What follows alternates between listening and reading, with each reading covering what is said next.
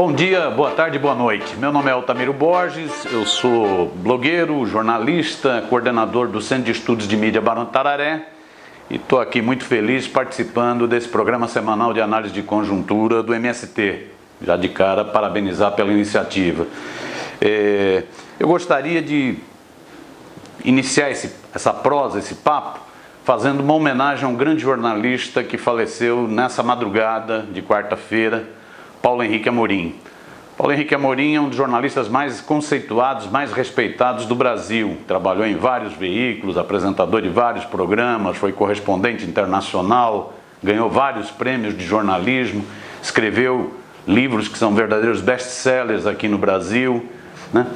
Mas além de tudo isso, Paulo Henrique Amorim era um homem muito comprometido com o Brasil, era um nacionalista e era um homem muito comprometido com a luta do povo brasileiro. Só para vocês terem uma ideia, Paulo Henrique, quando o MST estava sendo alvo de uma CPI para tentar criminalizá-lo, nós organizamos um movimento de blogueiros em solidariedade ao MST e à luta pela reforma agrária.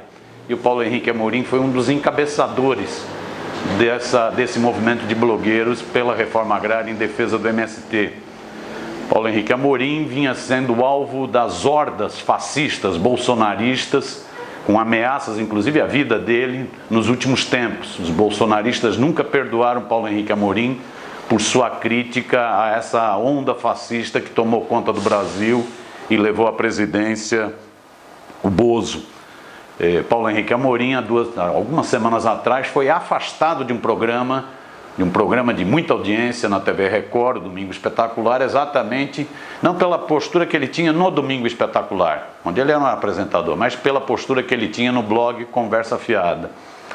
Muito triste com essa morte, é uma grande perda para todos nós, é uma grande perda para o MST, para a luta pela reforma agrária no Brasil. Mas vamos adiante, vamos seguir, ele seguiria à frente. Eu estou aqui pensei em tratar de 3 temas, basicamente, nesse espaço que a gente tem.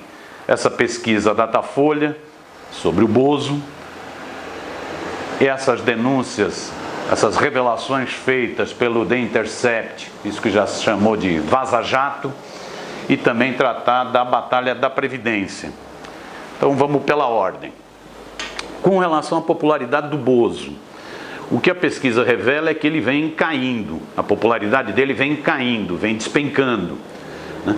Mas ele ainda conserva uma fatia importante do eleitorado brasileiro. A pesquisa dá 33 a 33 a 33. 33 aprovam a forma de governar dele, né?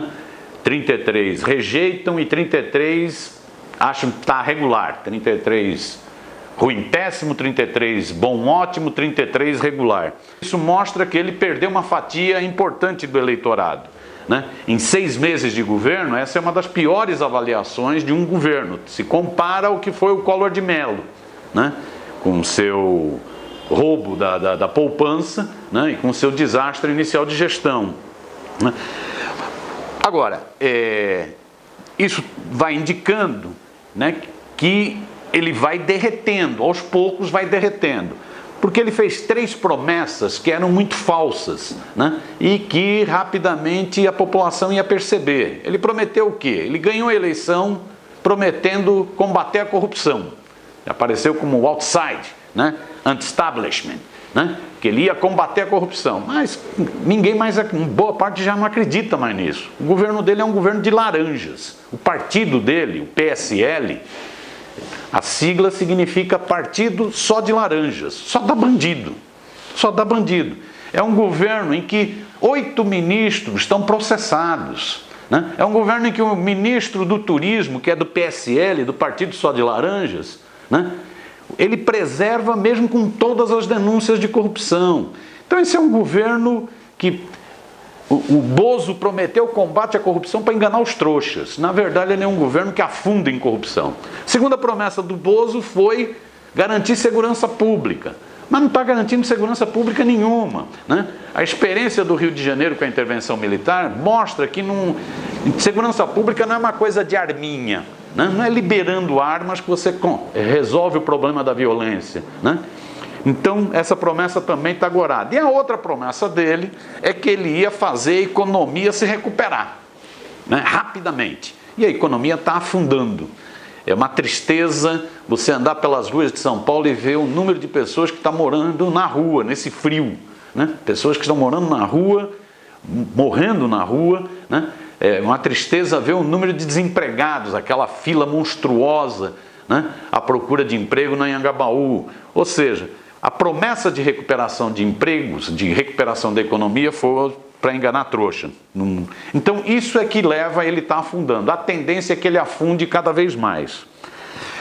Essa componente, um segundo aspecto, essa componente da Lava Jato, as denúncias que o The Intercept, a partir da coleta de materiais, de mensagens trocadas entre o justiceiro Moro, marreco de Maringá, e o serviçal Deltan Dallagnol, né? Essas conversas também podem ter ajudado a queda de popularidade do Bozo, né? Porque o Bozo, dos pilares desse governo foi exatamente ter trazido o Moro para o Ministério da Justiça, ou seja, o Bozo retribuiu o favor. O Moro criou o clima de perseguição à esquerda, ao PT, levou à prisão o ex-presidente Lula, né? Isso deu uma grande popularidade a ele e ele ganhou de presente o ministério, o superministério da Justiça, né? Mais ou menos como um juiz que apita o pênalti irregular, que faz tudo para defender um determinado time e passa algumas semanas, ganha de presente uma diretoria no clube, né? É um juiz ladrão. Isso o Intercept, com os vazamentos, está comprovando. Isso ajuda nesse processo de derretimento, de desmoronamento, para brincar com o Moro, do Bolsonaro. Agora, eu gostaria de concluir com a questão da Previdência. Apesar disso, apesar da queda de popularidade, apesar do desmoronamento da Lava Jato enquanto um partido político seletivo e tal, apesar de tudo isso, esse governo ainda tem força. Ele foi eleito.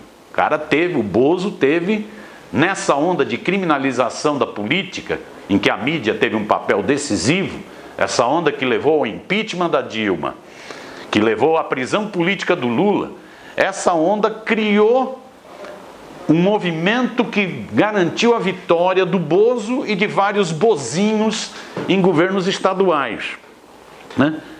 Várias pessoas que não tinham expressão nenhuma, né? Que era igual ao Bozo mesmo, uma pessoa do baixo clero, né? Mas ele foi eleito com 57 milhões de votos, né? Ele está desintegrando, ele está perdendo, mas ele foi eleito com 57 milhões de votos. Ele foi eleito num movimento, numa onda que renovou o Congresso para pior, né? O que nós tivemos foi a eleição de uma bancada mais orgânica da direita, uma bancada que é conservadora nos costumes, autoritária na política e ultraliberal na economia, né? Esses parlamentares estão no início de mandato. É diferente, por exemplo, daqueles parlamentares que votaram a Previdência, que iam votar a Previdência no governo Temer. O governo Temer era um governo sem legitimidade nenhuma, fruto de um golpe, e com os parlamentares no final do mandato temendo a votação. Esses não, estão no início do mandato. O Bozo, no toma lá da cá, no balcão de negócios que ele montou, que não tem nada a ver de nova política, é a pior política possível, é a velha política, ele prometeu 10 milhões em emendas para cada parlamentar por ano. Ou seja, o que essa turma está prevendo é o seguinte: eu voto na reforma da Previdência, retiro a aposentadoria dos trabalhadores, né? Isso é um golpe, é uma deforma, mas eu vou ter 4 anos, 3 anos e meio, com 10 milhões por ano, para ir enganando os trouxas novamente. Então, mesmo com esse desmoronamento do Bolsonaro, o governo permanece forte e a direita permanece muito forte, né? Nós tivemos na madrugada dessa terça-feira, 9 de julho, 2 votações de requerimentos onde a direita teve muitos votos, teve os votos suficientes para enterrar de vez a aposentadoria, né? O cara só depois que morrer vai ser chamado num centro espírita para receber a aposentadoria dele, porque ele não vai mais receber a aposentadoria. Nós tivemos então 2 votações de requerimentos que indicam, sinalizam que nós vamos ter a aprovação desse golpe, dessa deforma da Previdência. Vamos ver o que rola, né?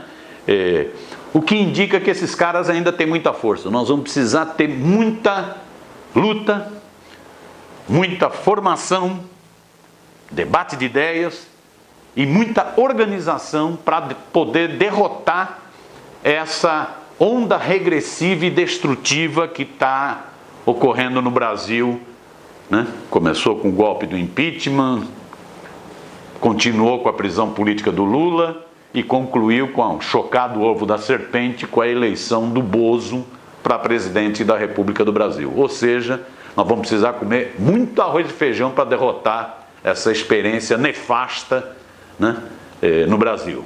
É isso, até a próxima.